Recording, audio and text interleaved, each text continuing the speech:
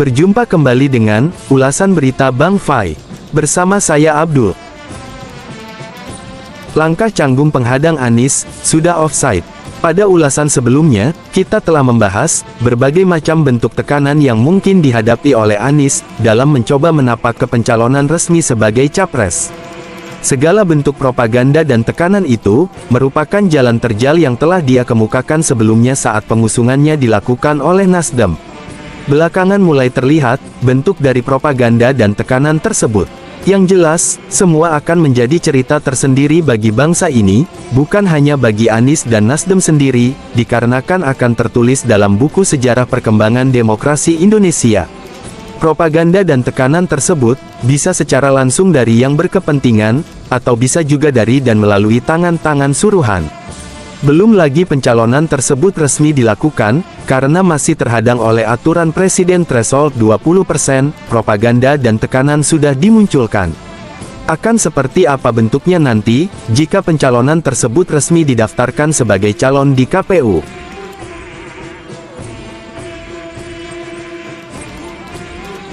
Sulit membayangkannya, jika sementara ini saja, sudah muncul berbagai propaganda dan tekanan tersebut.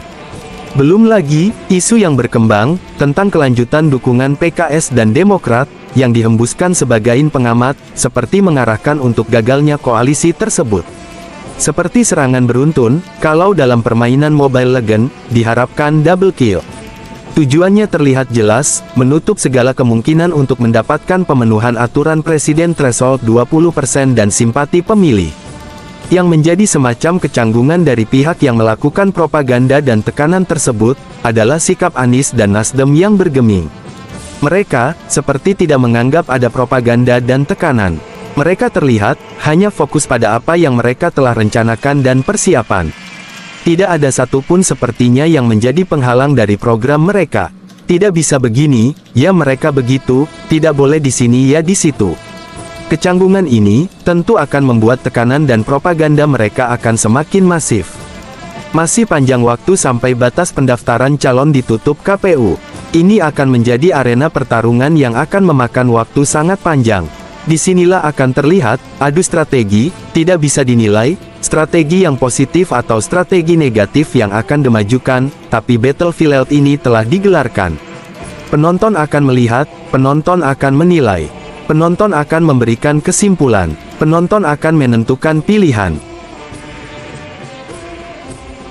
Bagi partai-partai yang masih dalam status mengambang, karena alasan batas aturan threshold 20%, atau karena kader yang akan dimunculkan masih jauh dari harapan, karena terikat kontrak, karena langkah kaki yang tersandung, atau karena sedang sariawan karena tergigit lidah, atau karena sedang pincang, karena habis kecelakaan atau diamputasi.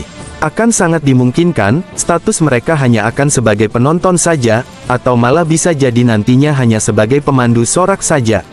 Akan terlihat pada akhirnya, dari ujung perjalanan panjang drama yang ditampilkan ini, siapa yang berperilaku munafik, siapa yang ayam sayur, siapa yang suruhan, siapa yang pesuruh. Dan sudah tentu di antara itu semua, juga akan terlihat siapa yang kesatria. Terima kasih telah bergabung, dan sampai jumpa lagi.